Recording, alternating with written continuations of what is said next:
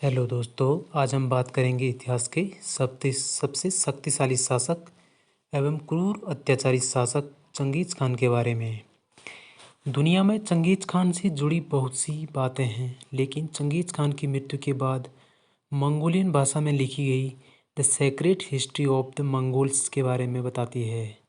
वास्तव में वह कैसा था, कैसे उसने मंगोल साम्राज्य को स्थापित किया, कैसे उसने मंगोलियन कबीलों को एक शक्तिशाली देश मंगोलिया की शक्ल दिया तथा आकार दिया।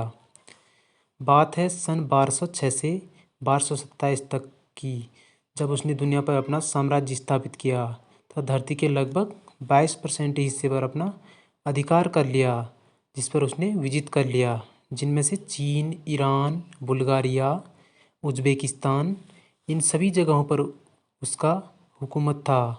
और हिंदुस्तान में मुग़ल सल्तनत की बुनियाद रखने वाले बाबर, हुमायूं, अकबर, शाहजहां तथा बहादुर शाह जफर तक के सभी बादशाह चंगेज़ खान के वंशज थे।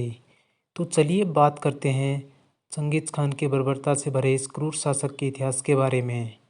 चंगेज़ खान मंगोलियाई परिवार में खेमती प्रांत में उसका जन्म हुआ था। चंगेज़ का वास्तविक नाम था तैमुजिन।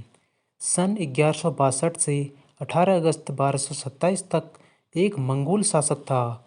उसने मंगोल साम्राज्य के विस्तार में एक महत्वपूर्ण भूमिका निभाई। इतिहासकार बताते हैं कि चंगेज़ खान तेंगरी धर्म का भक्त था तथा अनुयायी था, तथा वह अपनी संगठन तथा बर्बरता साम्राज्य विस्तार के लिए प्रसिद्ध हुआ। इससे पहले कि यावर जनजाति के लोग बकरियां पालते, जिन्हें गडरिया तथा चरवाहा कहा जाता है, उन लोगों ने इतनी यात्रा नहीं की थी कि जितनी चंगेज़ खान ने की थी। वह पूर्वोत्तर एशिया के कई घुमंतु जनजातियों को एकत्रित कर सत्ता में आया था। इसने उसमें मंगोल आक्रमणों को शुरू किया, जिससे इसने अधिकांश यूरेशिया में विजय प्राप्त की। इतिहासकार बताते हैं कि चंगेज़ खान ने मध्य एशिया तथा चीन के एक महत्वपूर्ण हिस्से पर कब्जा कर लिया था, जो धरती का लगभग 22% माना जाता है। और बताया जाता है कि चंगेज़ खान अपने पिता से भी बड़ा योद्धा था। उसने भी अपने पिता की तरह कई लड़ाइयाँ लड़ी, जिन्हें वह जीता भी था, और इसी तरह उसने खान की उपाधि भी मिली थी। इसी कारण उसका नाम बदलकर तैमुजिन से चंगेज़ खान कर दिया गया। खां की उपाधि से ऐसा लगता है कि चंगेज़ खान एक मुस्लिम था, लेकिन ऐसा नहीं है। चंगेज़ खान की माता का नाम होइलिन था। जब चंगेज़ पैदा हुआ था, उसकी हथेली पर एक खून का धब्बा था। जब उसकी माता ने देखा तो उससे कहा था कि यह लड़का अपने जीवन में बहुत सी लड़ाइयाँ लड़ेगा और उसकी तलवार में हमेशा रक्त से लपालप रहेंगी। चंगेज़ जब 12 वर्ष का था, उसका विवाह मोटे नामक लड़की से कर दिया गया। शादी होने के बाद उसके पिता ने ये सुखई चाहता था कि मंगोल कबीलों का सरदार उसे बना दिया जाए, क्योंकि चंगेज़ खान ये सुखई का सबसे बड़ा पौत्र था। दोस्तों, इससे आगे की कहानी में के बारे में बात करेंगे, लेकिन चंगेज़ को मुखिया बनाने के ये ज़रूरी था कि ये सुखई आक्रमण करके नए क्षेत्रों को विजित करे, फिर उन क्षेत्रों का मुखिया चंगेज़ खान को बना दे। लेकिन उस समय मंगोल कबीले के सबसे बड़े विपक्षी दुश्मन तातार कबीले के लोग थे। ये सुखई ने कई बार उन पर आक्रमण भी किया। तातार कबीले लगातार आक्रमणों से भयभीत हो रखे थे तथा ये सुखई को ख़त्म करना चाहते थे। इसके लिए उन्होंने एक गहरी साजिश रची, जिससे उन्होंने अपना आसपास से सटे हुए कबीलों को ओलखुनट कबीले को अपनी तरफ मिलाने की कोशिश की। ऐसा इसलिए संभव था कि ओलखुनट कबीले का सरदार ये सुखई से बहुत ज़्यादा नफरत करता था, क्योंकि ये सुखई की पत्नी होइलिन ओलखुनट कबीले की बेटी थी, जिसे सुखई ने भगा के शादी की थी। और इन सब के बारे में जानते थे तातार कबीले के लोग, क्योंकि उनको उनके बारे में पता था, और उन्होंने ओलखुनट के सरदार को भड़काकर अपनी तरफ कर लिया तथा उसे कहा कि ये सुखई को दावत पर बुलाए और खाने में जहर मिला दे, और ये उनकी कामयाब चाल पास हो जाए। और ऐसा जहर मिलाने को कहा था जो धीरे धीरे काम करेगा। वह दावत खाकर अपने कबीले की ओर जाने लगा, तब वह जहर काम करेगा, मतलब कि 20 से 28 घंटे के बाद वह जहर काम करने लगे। तो उन्होंने उस साजिश को अंजाम देना शुरू कर दिया। जब ये सुखई अपनी कबीले की ओर वापस जाने लगेगा, तो तो हम उस पर आक्रमण कर देंगे तथा उसे भाला फेंक कर मार देंगे। तो सबको यह लगेगा कि वह खुद मारा गया। और तातार कबीले के मुखिया का कहना था कि भले ही युद्ध में हमारे सारे सैनिक मारे जाएं, लेकिन उन सबसे बड़ा शत्रु यानी उनका ये सुखई मारा जाना चाहिए। इसी साजिश के ओल खुनट के मुखिया ने ये सुखई को दावत का निमंत्रण भेजा और ये सुखई खुशी खुशी मान भी गया, क्योंकि वह पहली बार अपने ससुराल में निमंत्रण पर आया था और वह अपने साथ कुछ सैनिकों को भी लेकर आया था। ओल खुनट कबीले में गया तथा खेमा लगाया। साजिश के तहत ओल खुनट के मुखिया ने खाने में जहर भी मिला दिया और दावत खाकर जब ये सुखई अपने कबीले की ओर वापस जाने लगा तो कुछ समय बाद तातार कबीले ने हमला भी कर दिया और भाले से ये सुखई घायल हो गया। और यह सब देखकर मंगोल सैनिकों ने तातार कबीले के 100 सैनिकों को लगभग मौत के घाट उतार दिया, क्योंकि उन पर भूत सवार हो चुका था। ये सुखई की मौत यहाँ भी सुखई की मौत हो गई। यहीं से शुरू हुआ चंगेज़ खान का इतिहास और यहीं से चंगेज़ खान ने अपने आसपास के शहरों को लूटना भी शुरू कर दिया।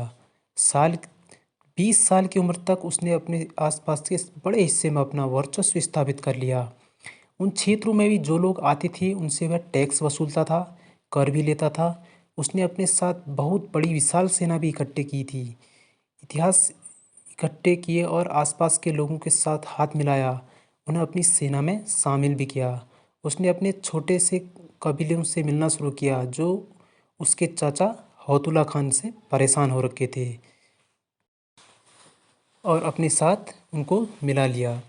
उन लोगों ने अपनी छोटी सेना चंगेज़ खान को दे दी और उसकी ताकत मजबूत होती चली गई और चंगेज़ खान क्षेत्रों को जीतता गया।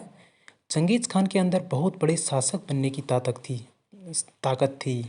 वह भविष्य में उसके काम आने वाली थी। वह योग्यता में विश्वास करता था। जो लोग योग्य होते थे वह उन्हें बहुत सम्मान भी देता था और अपने साम्राज्य में एक ओहदा भी देता था। जो प्रथा सदियों से चली आ रही थी कि बाप के बाद उसका बेटा ही उत्तराधिकारी बनेगा, उसको भी उसने समाप्त भी कर दिया था। जो उसका विरोधी होता था उसे वह राज्य से निष्कासित भी कर देता था। इसी तरह उसने अपने आंतरिक विद्रोह तथा साजिश को समाप्त भी किया। वैसे तो चंगेज़ खान ताकतवर तथा निरंकुश शासक था, लेकिन उसने अपने भाइयों और रिश्तेदारों को खुश रखने की बहुत हमेशा कोशिश भी की थी और जिन क्षेत्रों को वो जीतता था वह अपने भाइयों तथा रिश्तेदारों को दे देता था। वह जीते हुए खजाने को अपने सैनिकों तथा राज्य में भी बांट देता था। वह हमेशा अपने सलाहकारों की बात मानता था तथा उसकी सलाह भी कदम उठाता था।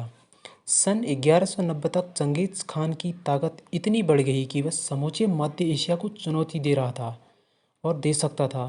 बात तो 1201 की है, जब करैत कबीले के लोगों ने जमू खां को गुरु खान की उपाधि दी थी। गुरु खां की उपाधि का मतलब होता है ब्रह्मांड का राजा, मतलब ब्रह्मांड का एक ही राजा जो धरती पर हो। और ये उपाधि चंगेज़ खां को उपाधि से बड़ी थी। चंगेज़ खां को पसंद नहीं आया और कबीले के लोग बहुत नाराज भी थे। करैत कबीले से नेमन कबीले के क्षेत्र सटे थे और नेमन कबीलों पर भी चंगेज़ खान का नियंत्रण था। और नेमनों को भी बात पसंद नहीं आई कि जमू खां को गुरु खान की उपाधि कैसे दी गई। उन्होंने जमू खां को चुनौती दी कि यह साबित करे कि गुरु खान की उपाधि के लायक है या नहीं। और जमू खां समझ गया कि नेमनों के पीछे मंगोल यानी चंगेज़ खान का हाथ है। फिर उसने अपनी सेना को तैयार किया, युद्ध के लिए तैयार हो गया। युद्ध हुआ, करैत कबीले और जमू खां को मुँह की खानी पड़ी। चंगेज़ खान के सैनिकों ने जमू खां को चंगेज़ खां के समक्ष प्रस्तुत कर दिया और जमू खां पकड़ लिया गया और चंगेज़ खान के सामने लाया गया। चंगेज़ ने जमू खां को अपने साथ मिलकर काम करने के लिए कहा, लेकिन जमू खां ने चंगेज़ खां से कहा, जैसे आसमान में केवल एक ही सूर्य है वैसे ही धरती पर सिर्फ एक ही राजा होगा, या तुम हो या मैं हूँ। और उसने चंगेज़ खां से कहा कि बिना खून बहाए एक शानदार मौत दे। और फिर चंगेज़ खान के सैनिकों ने जमू खां को मार दिया। नेमन्स के साथ मिलकर मंगोलों ने करैत के क्षेत्र पर भी अधिकार कर लिया। अब मध्य एशिया में जहाँ 2 शक्तियाँ थीं, अब सिर्फ एक ही बची थी और वो थी चंगेज़ खान की कबीले की शक्ति। चंगेज़ खान शक्ति की बढ़ती ही जा रही थी। छोटे कबीले उसके साथ मिलते जा रहे थे। क्योंकि उन्हें पता था कि ख़त्म होने से अच्छा है कि साथ मिल लिया जाए। इन उनके ऊपर चंगेज़ खां का खौफ बैठा हुआ था और इन सभी को मिलाकर चंगेज़ ने एक नाम लिया नाम नाम दिया मंगोल, और इन सभी क्षेत्रों को मिलाकर उनने उसने एक मंगोलिया नाम का प्रांत बनाया, साम्राज्य बनाया।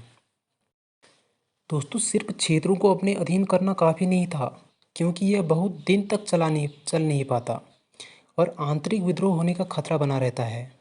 इसलिए चंगेज़ ने मंगोलियों की एकता पर ध्यान देना शुरू कर दिया और मंगोलियों को 95 प्रांतों में विभक्त किया तथा उन पर योग्य व्यक्तियों को शासन करने के लिए नियुक्त किया, और इस तरह उसने अपनी सेना को मजबूत किया। मंगोलिया के हर परिवार से एक व्यक्ति को सेना में होना अनिवार्य था। 1 लाख घुड़सवार की सेना बनाई चंगेज़ खान ने। जब मंगोलिया की सेना तथा एकता सशक्त होने लग गई थी, तब उसने दुनिया के हिस्सों पर अधिकार करना शुरू किया। चंगेज़ खान ने मर्किट की संतान को पाला था, जो उसका सबसे बड़ा बेटा था, और शासन व्यवस्था ठीक होने के बाद चंगेज़ ने जोची को मंगोलिया की सत्ता सौंप दी, जो उसका खुद का बड़ा बेटा था।